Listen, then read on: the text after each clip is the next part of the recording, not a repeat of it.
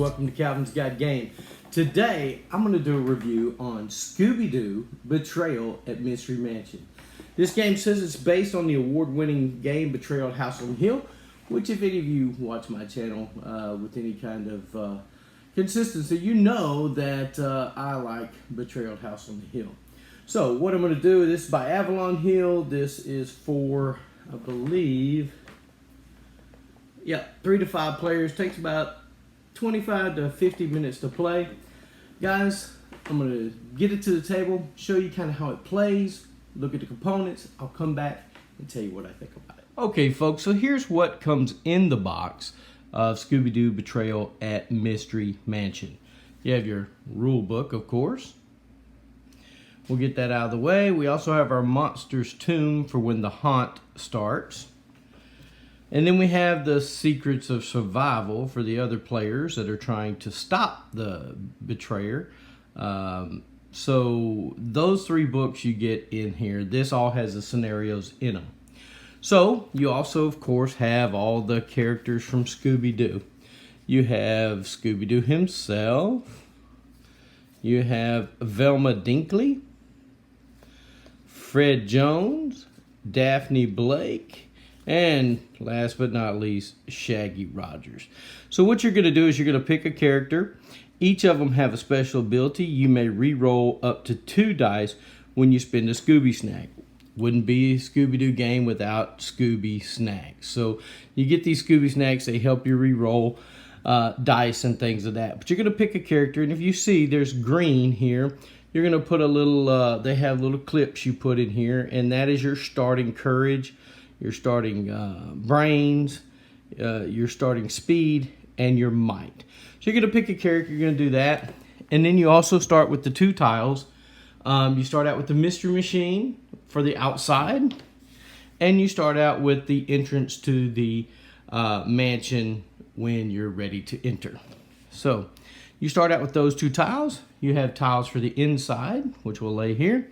And we have tiles for the outside, which we'll also put over here. So you have dice that come with it, 2, 4, 6, 8 dice. Those are for rolling for the haunt and some other attribute rolls. Of course, you have all your character standees. They'll start at the mystery van. And then what you'll do now, and also you have cards. You have event cards. You have item cards.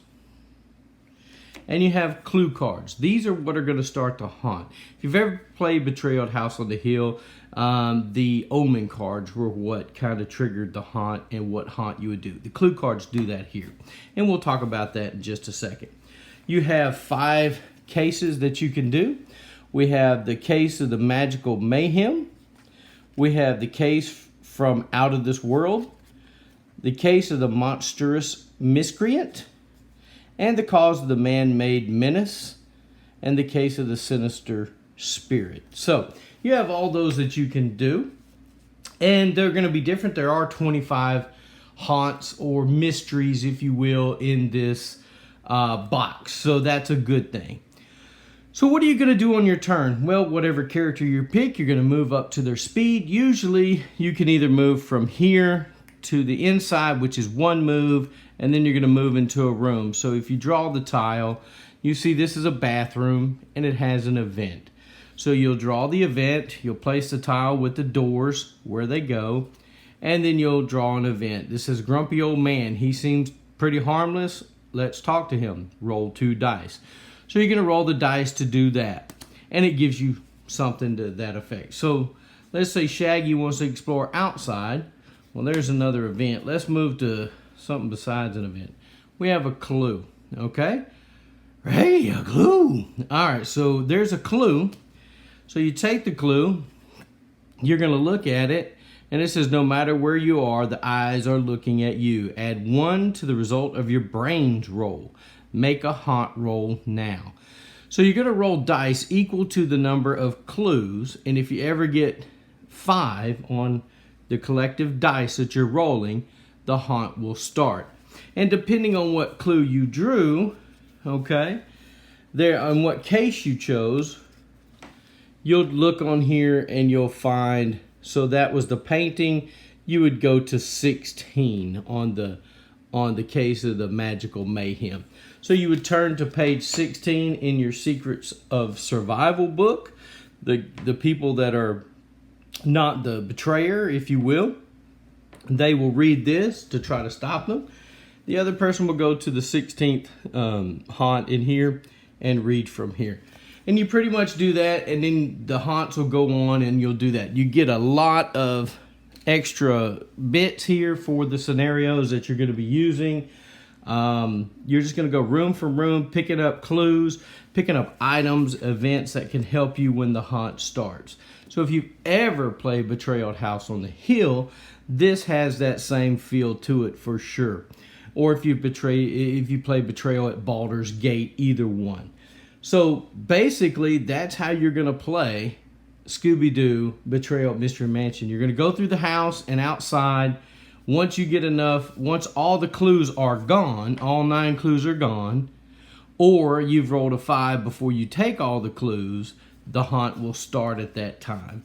And then you just read the haunt, read what you have to do to try to stop the betrayer, and whoever completes their mission first wins the game. Now let's go back up top. I'll tell you what I think about it. Hey folks, what do I think of Scooby-Doo Betrayal at Mystery Mansion? Well, let me start with the cons first with this. We'll set this over here. One of the cons for me is the standees. Would it have been so hard to make little miniatures? How cool would it have been to have Velma, Daphne, and Fred, Scooby, and Shaggy miniatures? I think it would have been pretty cool to have that. The second complaint I have, or con I have on the components, is the quality of the cardboard. In Betrayal at House on the Hill, Betrayal at Baldur's Gate, even Widow's Walk, the expansion, had much better cardboard than this.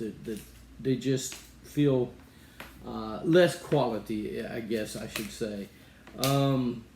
The cards, no linen finish like you have on the other games. The clips on the cards still the same. They will kind of tear up the cards. Some of them are kind of hard to put on there, sliding them back and forth. So if you have kids, this game says it's for 8 and up. So if you have kids, you might want to help them with the sliders, putting them on, or it'll really tear up the edges of your player boards here. Some of the things I do like. Let's go to the do like. I do like that they do a little deal on the back talking about each character, kind of giving them what they say on the back about the character, which I really like. Some of the special abilities on the characters are good. I like that. The scenarios in the books are based on the cartoon and the movies. So if you've ever watched Scooby-Doo, as I have as a kid, and I've watched the Scooby-Doo movies, a big fan of Scooby-Doo, you'll appreciate the things that you find in those go along with the movies and the cartoons. Now, Avalon Hill, I think, cashed in on a Scooby-Doo theme. I know they try to keep a price point down probably for families. You could pick it up for probably less than $35.